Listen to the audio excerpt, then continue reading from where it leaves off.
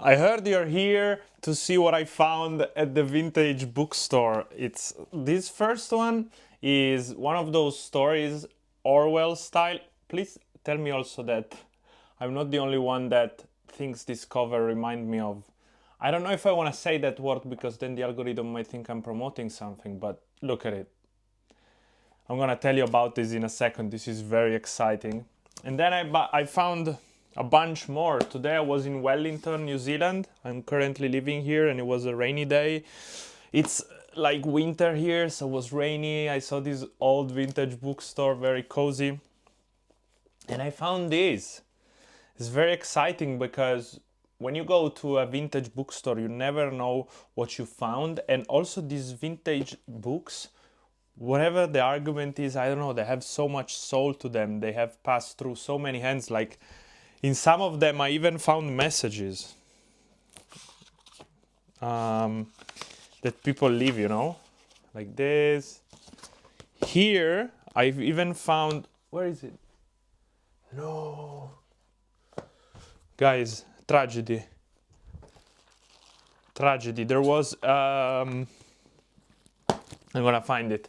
There was a post envelope from 1972 and there was an address on it, and because I'm a weirdo I thought that this was a message from the universe to go visit that address, and I wanted to go, but now I can't seem to find the letter, so I will have to find it. But let me show you.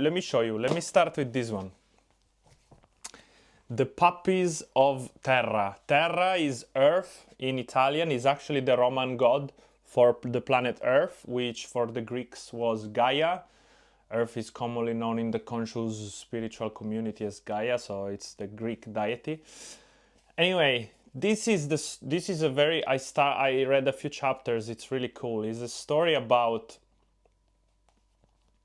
It's an allegory, right? It's an allegory where basically men are owned by this alien species, but it puts ownership in a way which I didn't expect. It puts it as liberation, because he says that when I'm on a leash of these masters, which is this alien species, which in reality is, he says, it's like energetic beings. He puts it more in a also physics and scientific perspective, talking about points of gravity and electromagnetic fields.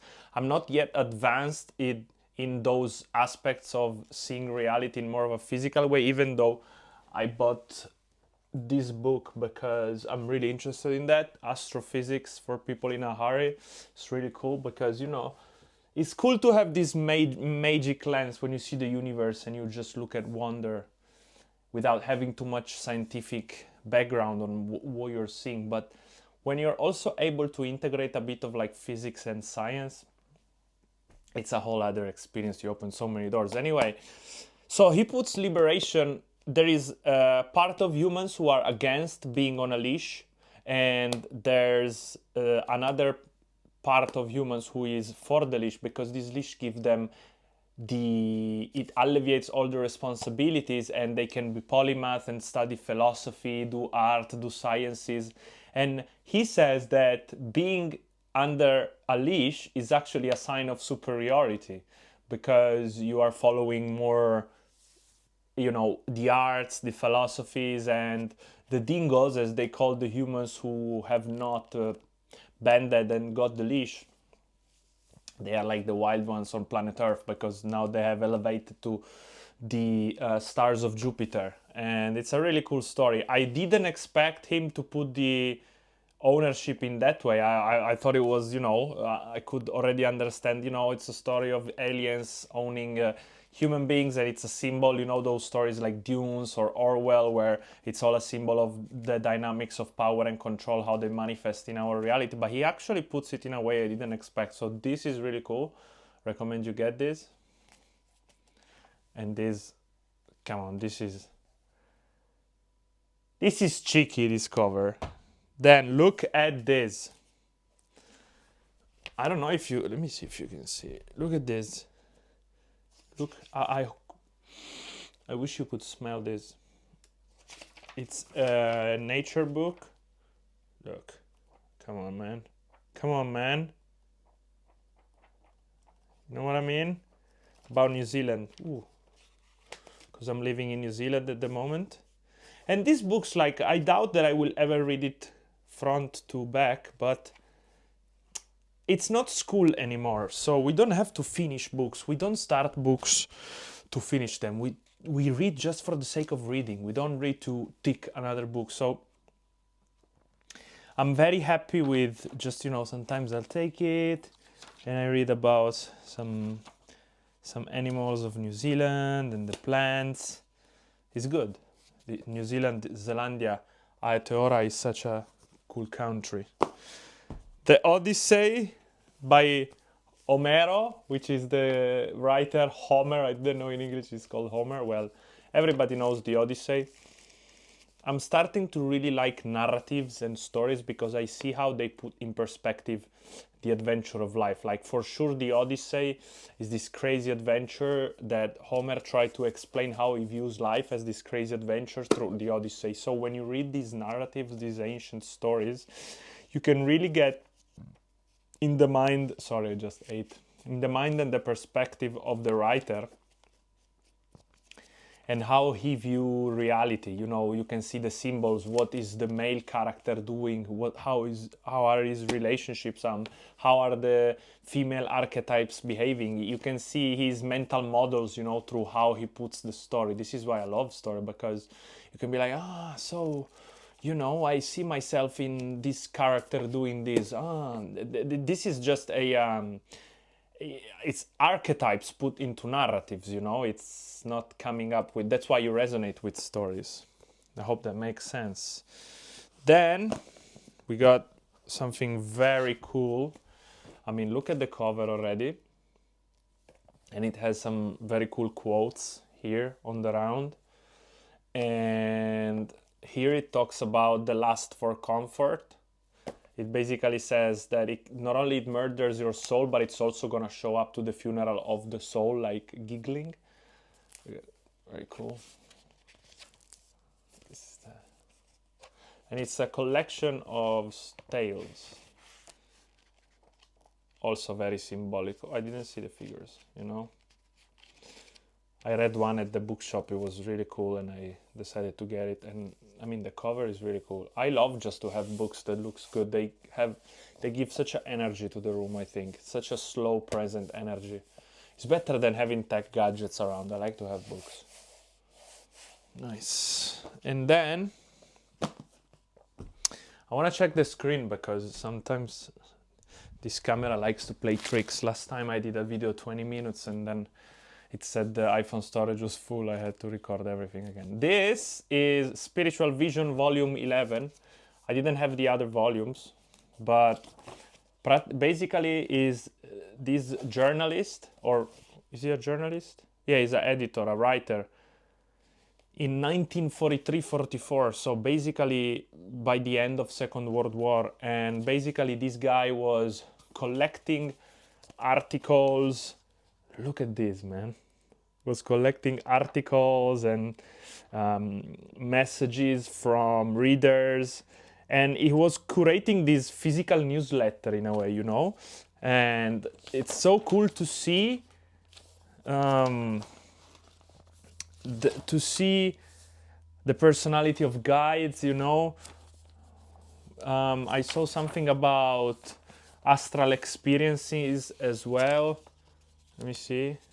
Healing through spirit agency, very modern topics like healing, but from 1943-44. It's curious to see how independent he was. He was from the UK, so it's during war. So imagine his angle, how he talks about healing. Really cool. I really want to read this actually. The Philosophy of Spirit Return, The Soul's Quest. I really want to read this. So these are my findings. I'm really, really, really excited. I'm gonna read this. You know how I like to read. I have other books there. I have some books there.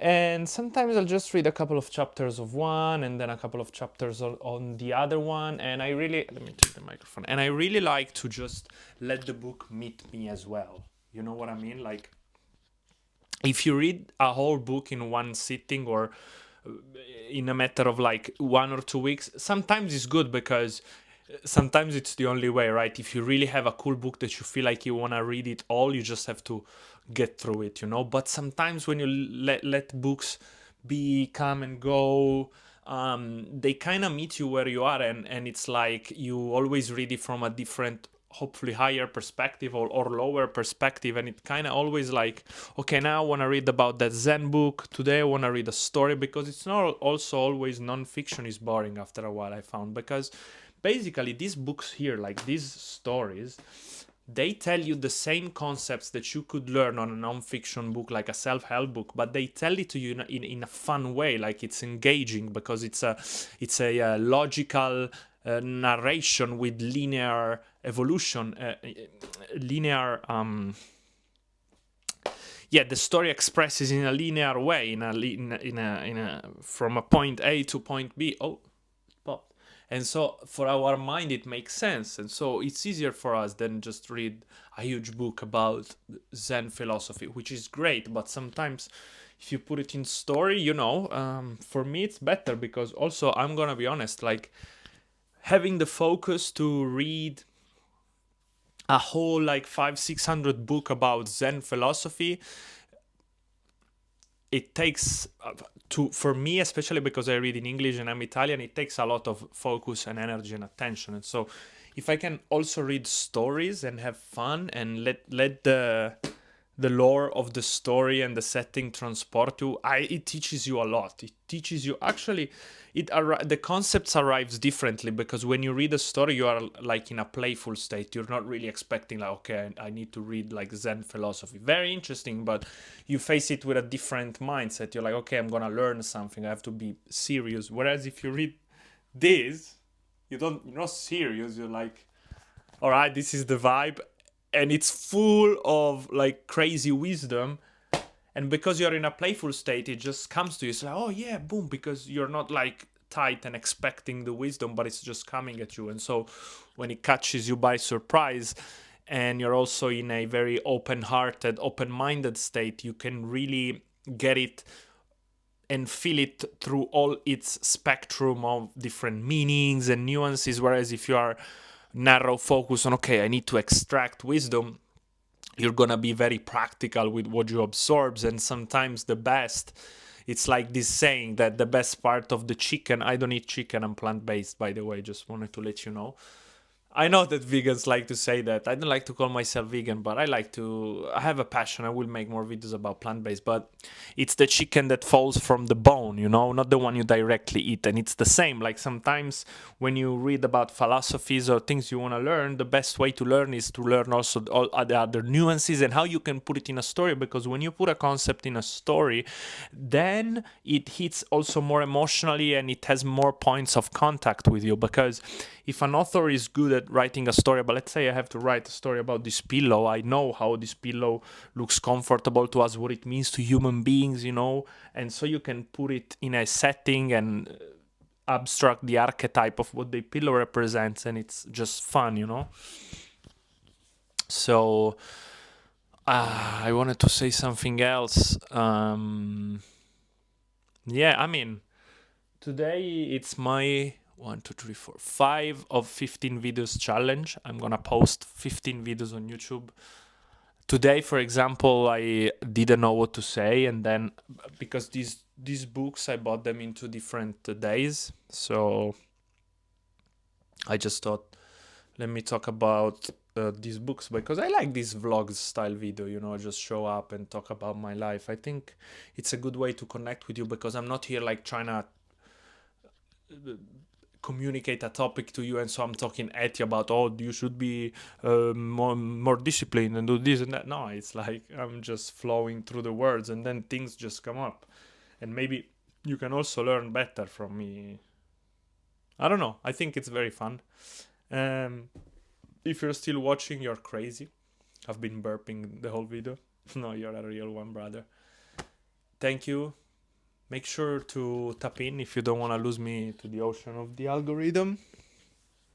And yeah, thank you for watching from Geo Universe. Peace.